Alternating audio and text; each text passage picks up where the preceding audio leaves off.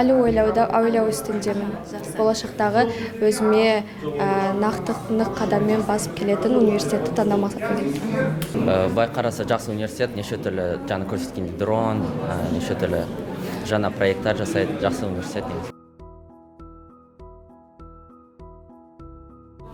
Өйткені маған өзіме сол компьютермен қолданған программамен жасағандар ұнайды өзіме. Себебі өзіме жанымдағы достарыма білмейтін тақырыптары болса, соны түсіндірген ұнайды. Себебі мен кіші күннен бері өзім математикадан есептер шығарған жақсы көремін, және өзімді физика-математика пәні қызықтырады. Негізінен осы барлық әлем физика-математикаға байланысты деп те ойлаймын. Қазір сол бағытта жалғастырғым келеді болашақта да. Шыны керек, IT таңдайды деп ойлаймын. Себебі бұл қазіргі таңда өте сұранысы көп мамандық болып келеді, және де мен ойымша маған жақын саланың бірі деп ойлаймын. IT маған өзім ұнайды. Бала кезден қызығамын, сол үшін таңдадым. Таңдаған мамандығыңыз қандай? Менікі IT.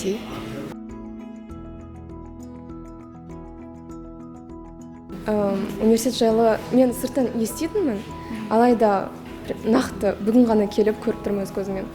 Қазақстан мемлекетінің экономикасы дамығанына үлкен үлес қосатыны жайлы және көптеген ақпараттар білдік. Мектеппен турға келдік, сол кезде осындай универге келеміз деп айтты. Саламатсыздар ма? Аты-жөнім Айдарханов Аян Тілеубекұлы, Инноверситет жекеменшік мектебінің директоры боламын. Біз негізі бағытты түрде ата-аналармен келісімшартқа отырған кезде ескертеміз, балаларға көмек көрсетеміз. Бағыт таңдауға, университетпен жаңағы қандай бағыт мамандық таңдауға. Себебі біздің ата-аналарымыз ылғи да үйреніп қалған 3-4-5 мамандықты жатқа біледі, сол мамандыққа балаларын жіберуге тырысады. Мысалы қарап отырсаңыздар, сіздерде неше түрлі мамандық бар, ол туралы оларда мәлімет жоқ. Бірақ ол кісілерге түсіндіргенше балаларға түсіндіргеніміз өте жақсы болады, себебі ертең маман иесі осы кісілер болады. Университетке байланысты өте кең ауқымды, жаңа заманға талапқа сай балаларға жақсы білім беретін университет деп айта аламын. Себебі біздің балалардың өздері үлкен таңғалыста болып жатыр. Озық технологиямен жабдықталған. Енді былай ғой, бізде аграрный университет дегенге балалар қалай болады екен деп ойлап келген еді, бірақ бұл жерде озық технологияны көргеннен кейін балалар ең бай университет деп айтып жатыр. Себебі бір бала келіп айтып жатыр да, $1 миллион телескоптан барып біз көріп қайттық ағай.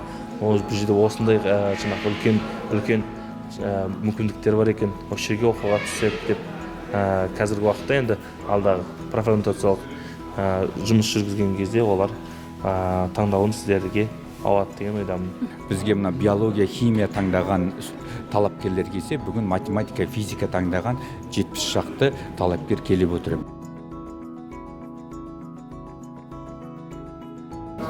Физмат бағыты бойынша математика мұғалімі мамандығы таңдап отырмын. Таңдаған мамандығым физмат, физика-математика. Қандай мамандық таңдадыңыз? Әлі нақты шешпедім, бірақ та математика пәнінің мұғалімі боламын деп ойлап жүрмін. Мен жаратылыстану бағытын таңдадым, соның ішіне физика-математиканы таңдадым. Таңдау пәнім жаратылыс бағытында физика-математика пәні болып саналады. Таңдаған мамандығыңыз? Таңдаған мамандық IT.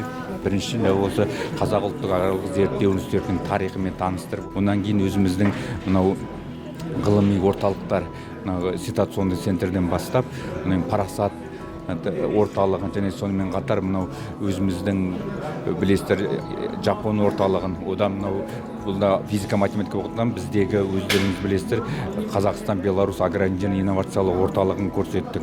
Факультеттерді аралатып, сол факультеттермен таныстырамыз. Ойлаймын, осы келіп отырған студенттердің біраз осы біздің келешек студенттерімізде.